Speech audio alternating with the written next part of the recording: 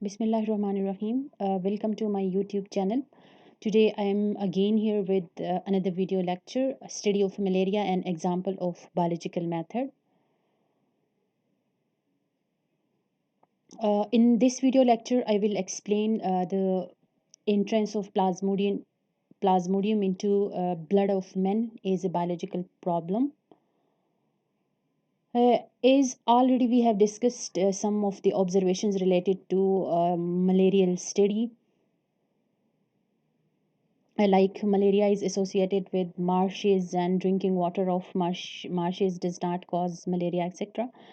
But in 1883, a physician, A.F.A. King, listed some more observations, just like the persons who slept outdoors, they were more likely to get malaria as compared to the persons who slept indoors, and the person slept under fine nets, they did not get malaria, and the person slept near smoky areas, they did not get malaria.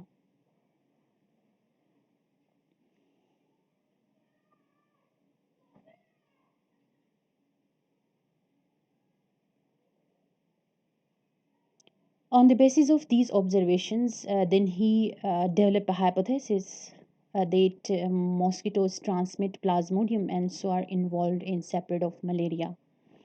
क्योंकि जो भी observations थे उससे यही idea सामने आ जाता है कि ऐसे बंदे जो नेट के अंडर सोते थे या इंडोर्स जो सोते थे या स्मोक के साथ सोते थे तो उनको मलेरिया के लगने के चांसेस बिल्कुल कम थे। तो इस तरह से वहाँ से ये आइडिया आ जाता है कि there is relationship between mosquitoes and Plasmodium.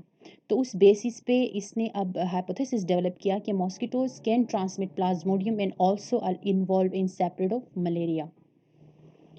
अब इस हाइपोथेसिस के बेसिस पे डिडक्शंस ड्रॉ करते हैं कि first deduction is plasmodium should be present in mosquitoes.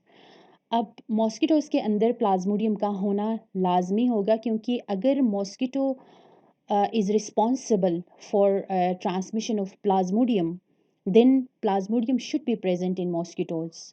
तो मॉस्किटो के अंदर प्लाज्मोडियम का भी होना लाजमी है। And another deduction is a mosquito can get plasmodium by biting a malarial patient.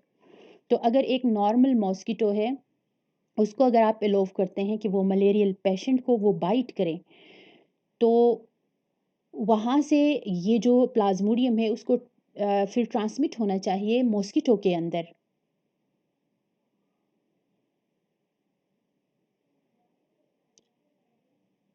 And then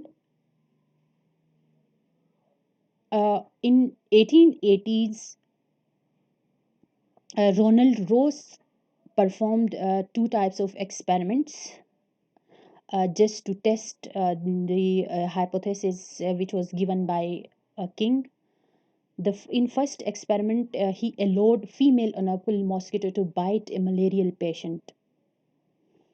अब जो इसने फीमेल एनोफिल मॉस्किटो को अलाउ किया कि वो मलेरियल पेशेंट को बाइट करे, तो उसके बाद इसने कुछ जो मॉस्किटोज थे उनको किल करके उनके स्टोमक में इसने देखा कि he observe that the plasmodium was multiplying in mosquito stomach.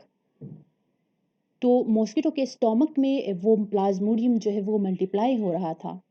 Then he again developed second logic experiment in which he allowed infected mosquitoes to bite a healthy person. उसके बाद इसने जो इन्फेक्टेड मॉस्किटो था उसको अलाउ किया कि वो एक हेल्दी पर्सन को बाइट करे। डायरेक्टली इसने ह्यूमन के ऊपर एक्सपेरिमेंट नहीं किया, बल्कि he then allowed a female culex mosquito to bite on sparrows suffering from malaria. तो स्पेरोज बर्ड्स को इसने एक्सपेरिमेंट में इंक्लूड किया कि ऑलरेडी ऐसे स्पेरोज को इसने सेलेक्ट किया जिसमें ऑलरेडी मलेरिया मौजूद था। तो उस मलेरियल जो स्पेरोज थे उसको एक्सपेरिमेंट में इंक्लूड करके इसने क्यूलेक्स मॉस्किटो को अलाउ किया कि वो इस स्पेरो को बाइट करें। बाइटिंग के बाद क्या हुआ कि he kept more mosquitoes alive and allow healthy sparrows to bite. उसमें से कुछ को इसने किल करके उसके स्टोमक में again he observe the plasmodium was multiplying there, और उसके साथ साथ इसने कुछ मॉस्किटोज को एलोव किया कि वो एक हेल्दी स्पेरो को अगेन बाइट करे.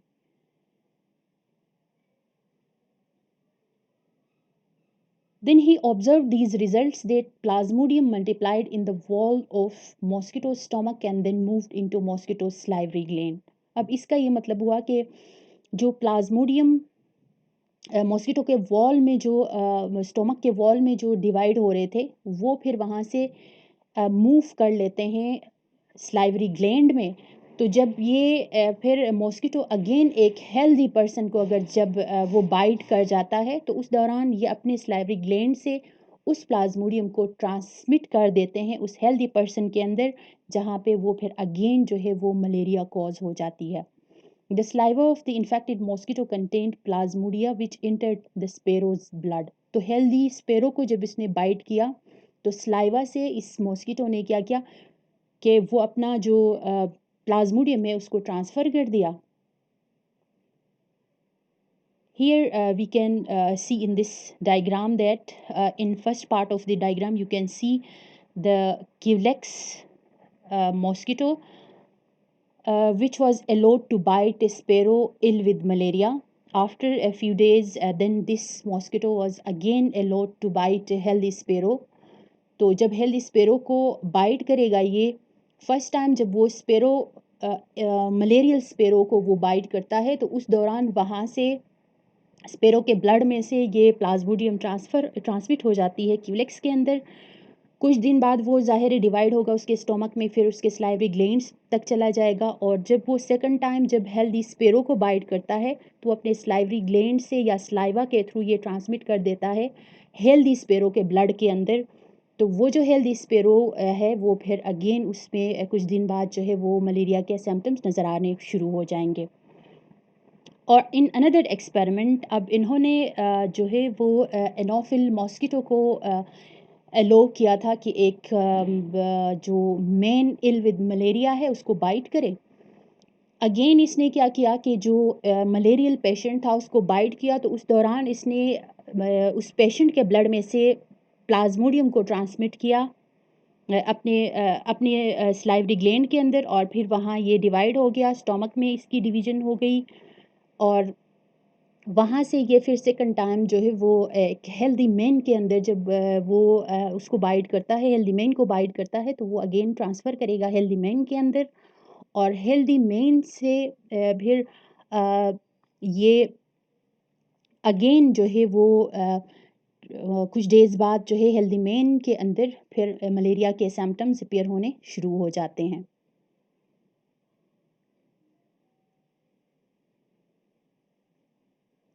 अगेन अभी हमने जो डायग्राम में एक्सप्लेन किया वही पॉइंट्स यहाँ पे लिखे हुए हैं, इनको आप खुद देख लें. And then we come to theory, law and principle. What is theory? अगर हाइपोथेसिस को बार बार एक्सपेरिमेंटेशन के थ्रू रिपीट किया जाता है और रिजल्ट्स वही सेम आपके पास रिजल्ट्स आ जाते हैं तो that is known as theory. If the hypothesis is tested repeatedly by experimentation then that is known as theory. और अगर फिर थ्योरी को क्या करते हैं कि many biologists take it as a challenge and exert greater effort to disprove the theory. कोशिश करते हैं कि वो किसी न किसी तरह जो है उसको डिसप्रूव करें. अगर वो स्टिल सर्वाइव कर जाता है तो वो फिर लॉ एंड प्रिंसिपल कहलाता है. This is the systematic diagram of biological problem. How can you solve a biological problem and the various steps? In this diagram, you can first made observations of any biological problem by using your five senses, and then you will develop a hypothesis, and you will draw some deductions, and then you will go for experimentation by using experimental group and as well as control group. After experimentation, you will get data, and then the data will be organized, and then the data will be also analyzed, and then these results will be summarized. If these results proved, then you will go for reporting your results in any scientific journal or a book. If your results not proved, then you again go for developing hypothesis again, and this cycle in this way repeats. When these reporting results are if proved, then that will be represented in various seminars, or discussions will be made, and then that will be called as theory. And and finally, if um, theory is again further, if it is proved by many scientists and many biologists, then finally it will be known as law or principle.